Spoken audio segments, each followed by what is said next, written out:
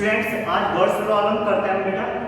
Words problem में यहाँ पे जो रवि की क्वेश्चन है, क्वेश्चन नंबर 21, इसमें रवि के मार्क्स फर्स्ट टेस्ट में question number 21 exercise number 6.1 Ravi के जो मार्क्स आते हैं वो फर्स्ट टेस्ट में 70, सेकंड टेस्ट में 75। ओके, अब उसके थर्ड टेस्ट में कितने मार्क्स आने चाहिए? थर्ड टेस्ट में थर्ड टेस्ट में उसके x मार्क्स आते हैं, ठीक है ना। थर्ड टेस्ट में उसके कितने मार्क्स आते हैं? x। तो उसका जो एवरेज है वो एवरेज क्या होना चाहिए? At least 90 marks. तो उसका जो तीनों टेस्ट को मिला के जो एवरेज मार्क्स होना चाहिए वो कितना होना चाहिए? 90 मार्क्स, ठीक है। तो उसके थर्ड टेस्ट में कितने मार्क्स आने चाहिए जो उसका एवरेज क्या हो जाए? 90, एटलीस्ट 90 मार्क्स हो जाए। तो इसके लिए हमें क्या करना है वो ध्यान से देखिए बेटा। इसके लिए क्या करना है, एवरेज आपको पता ही होता है क्या होता है? Sum of observation upon total number of observation. Average क्या होता है? Sum of observation upon total number of observation. तो सबसे अकॉर्डिंग टू क्वेश्चन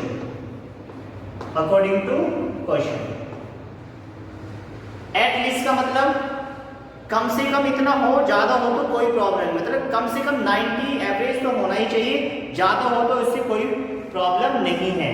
तो एटलीस्ट का मतलब ये होता है। तो according to question 70 plus 75 plus third test में हमने क्या माना? x मार्क्स है, इनका average upon 3 is greater than और equal to 90। Is that clear? Greater than और इक्वल टू 90। कम से कम इतना तो हो, से ज्यादा हो जाए तो कोई प्रॉब्लम नहीं, ठीक है। तो यहां से कितना हो जाएगा? ये हो जाएगा आपका 145 plus x is greater than and equal to, ये इधर मल्टीप्लाई करेगा, ये कितना हो जाएगा? 60, सॉरी 60 है भाई, यहाँ पे 60 है, उनका एवरेज कितना होना चाहिए? 60 मार्क्स। कितना होना चाहिए? 60 मार्क्स, 90 नहीं।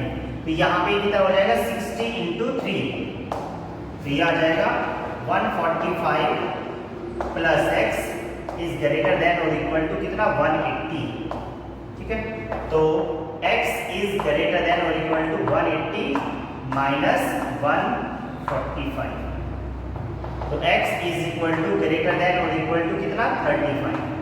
तो जो x की वैल्यू आएगी, मतलब थर्ड टेस्ट में जो उसके मार्क्स आने चाहिए या तो 35 आने चाहिए या उससे ज्यादा आने चाहिए, is greater then. Is that clear? Clear है ना? तो यहाँ पे बहुत ध्यान से देखेंगे आप कि एटलीस्ट का मतलब कम से कम 60 होना चाहिए था या उससे ज्यादा होना चाहिए। तो क्या किया हमने ये वाला सिंबल लगाया, इसका एवरेज निकाला 70 plus 75 plus x upon 3 is greater than and equal to 60, ठीक है। तो यहाँ पे इनको सम किया तो 145 plus x is greater than and equal to, ये इधर चला जाएगा 3, 180, तो 145 इधर जाएगा तो 35। x की वैल्यू मिनिमम क्या होनी चाहिए? 35 या उससे ज्यादा होनी चाहिए। Is that clear? समझ में आया ना? अब नेक्स्ट क्वेश्चन नोट कर लीजिए बेटा इसको।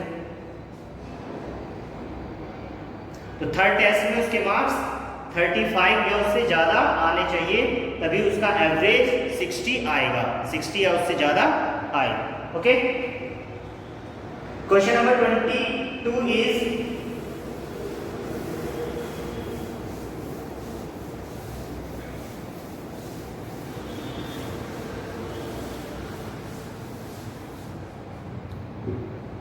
Question number 22।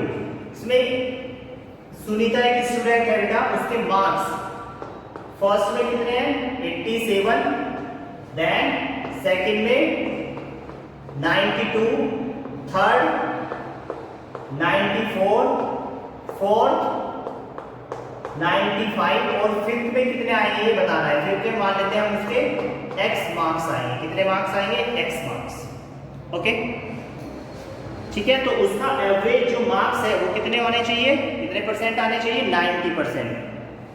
मिनिमम कितने आने चाहिए? 90%। मतलब इतने तो आने चाहिए, इससे ज्यादा हो जाए तो कोई प्रॉब्लम नहीं। Is that clear? तो यहाँ पे भी वही हम फॉर्मूला लगाएंगे एवरेज का, 87 plus 94 plus 92 plus 95 plus x upon 5 is greater than और equal to 90। Is that clear? तो यहाँ पे इनको ऐड करेंगे तो कितना हो जाएगा बेटा? इनको ऐड करेंगे तो 5 2 7 7 and 4 7 4 11 and 7 8 18 9 9 18 and 9 27 and 8 35 and 1 36 368 plus x is greater than equal to 90 into 5। Okay, तो यहां से कितना आ जाएगा? 368 plus x is greater than and equal to 95 या 450। तो x की value greater than and equal to 450 minus 368।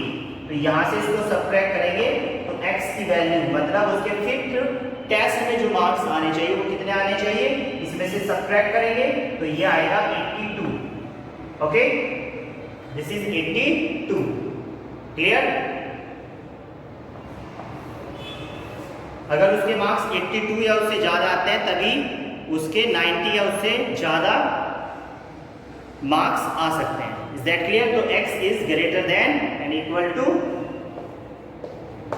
82। इसमें कोई प्रॉब्लम नहीं होगी आप लोगों को? क्लियर ना? नेक्स्ट क्वेश्चन करते हैं बेटा, इसको नोट कीजिए। नेक्स्ट क्वेश्चन इज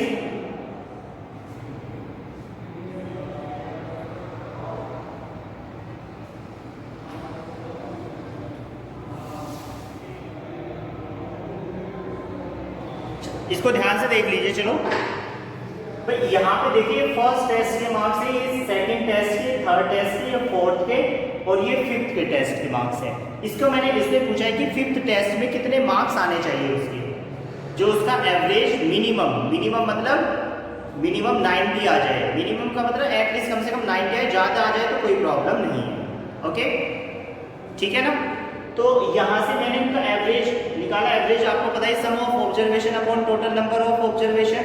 तो यहाँ से 87 plus 94 plus 92 plus 95 plus x, कितने ऑब्जर्वेशन है? 1 2 3 4 5। तो डिवाइड मैंने किया 5 से डिवाइड हो गया। अब यहाँ से देखेंगे हम इनको ऐड करने से कितना आएगा? 368 plus x is greater than and equal to, इसको इधर ले गया तो 490। अब x की वैल्यू मुझे चाहिए थी, तो x की वैल्यू कितनी आ जाएगी? x is greater than and equal to 450 minus 368। तो x की वैल्यू कितनी आ गई बेटा? 82। x की वैल्यू कितनी आ गई? 82। कोई डाउट नहीं है ना इसमें? तो उसके जो मार्क्स है, उसके मार्क्स कितने आने चाहिए फिफ्थ टेस्ट में? या तो 82 आने चाहिए या उससे ज्यादा आने चाहिए। जब जाके उसका एवरेज कितना आएगा?